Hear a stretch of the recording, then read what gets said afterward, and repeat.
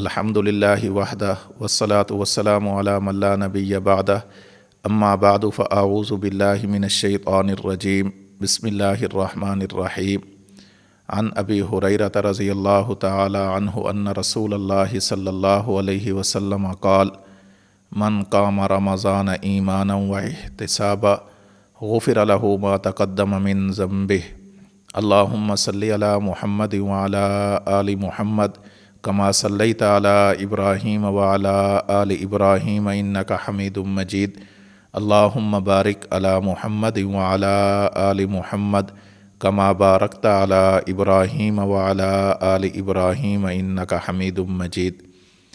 رمضان المبارک کی عبادات میں ایک اہم عبادت تراویح ہے۔ اللہ کے رسول صلی اللہ علیہ وسلم نے تراویح کے بارے میں یہ بات ارشاد فرمائی، من قام رمضان، جس نے رمضان المبارک کے مہینے میں رات کو تراویح ادا کی، لیکن کیسے؟ نمبر 1، ایماناً، اس کا عقیدہ ٹھیک ہوا، اللہ پر اسے یقین ہوا، و احتساباً، اس نے ثواب کی نیت سے یہ کام کیا، اخلاص کے ساتھ کیا، یعنی اس کی نیت ٹھیک ہوئی۔ تو اللہ کے رسول صلی اللہ علیہ وسلم ارشاد فرماتے ہیں، غفر لہ ما تقدم من ذنبہ، اللہ رب العزت اس کے گزشتہ گناہوں کو معاف فرما دیتے ہیں۔ جس طرح دیگر اعمال 2 چیزوں سے صحیح ہوتے ہیں، اسی طرح یہ تراویح والا عمل بھی 2 چیزوں کے ساتھ ٹھیک ہوتا ہے۔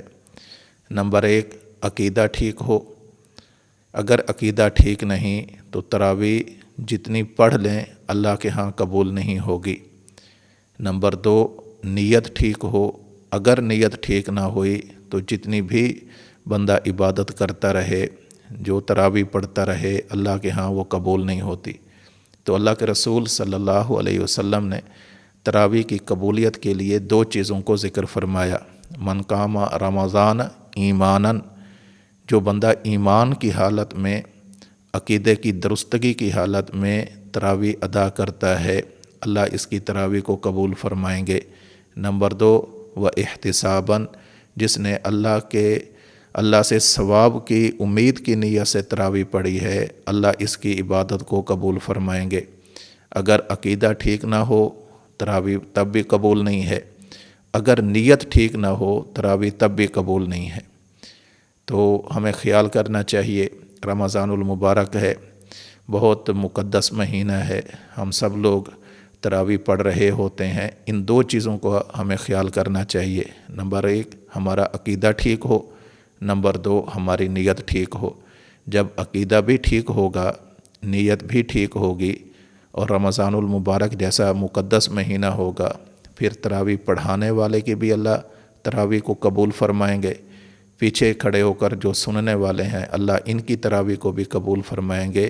اس لیے اللہ کے نبی صلی اللہ علیہ وسلم نے یہ لفظ ارشاد فرمایا ہے، من قام رمضان، کہ جس بندے نے تراویح ادا کی، چاہے وہ امامت کی صورت میں ادا کر رہا ہے، چاہے وہ اقتداء کی صورت میں ادا کر رہا ہے، دونوں قیام رمضان کر رہے ہیں، یعنی دونوں تراویح پڑھ رہے ہیں۔ تو تراویح پڑھنے سے ہوگا کیا؟ آخر میں اللہ کے رسول صلی اللہ علیہ وسلم نے اس کا اجر و ثواب ذکر فرمایا ہے، غفر لہ ما تقدم من ذنبہ، انسان نے گزشتہ زندگی میں جتنے گناہ کیے ہوں گے، رمضان المبارک میں تراویح میں قرآن پڑھ کر یا قرآن کو سن کر، یہ جو تراویح کے حکم پر عمل کرے گا، اللہ رب العزت اس کی برکت سے اس کی زندگی کے گزشتہ گناہوں کو معاف کر دیں گے۔ ہر بندے کی، ہر مسلمان کی، ہر اہل ایمان کی یہ خواہش ہے کہ اللہ رب العزت اس کے زندگی کے گناہوں کو معاف فرما دے۔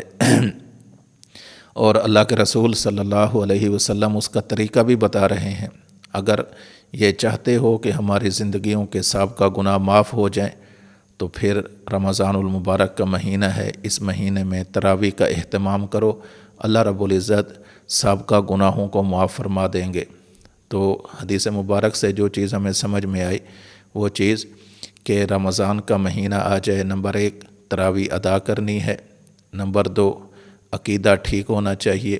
نمبر 3 نیت ٹھیک ہونی چاہیے۔ نمبر 4 اس پر اجر کیا ملے گا کہ اللہ رب العزت اس کے سابقہ گناہوں کو معاف فرما دیں گے۔ تو دعا فرمائیں اللہ رب العزت ہمیں ذوق کے ساتھ، شوق کے ساتھ، محبت کے ساتھ، رغبت کے ساتھ دینی احکامات پر عمل کرنے کی توفیق نصیب فرمائے۔ وآخر دعوانا ان الحمد للہ رب العالمین۔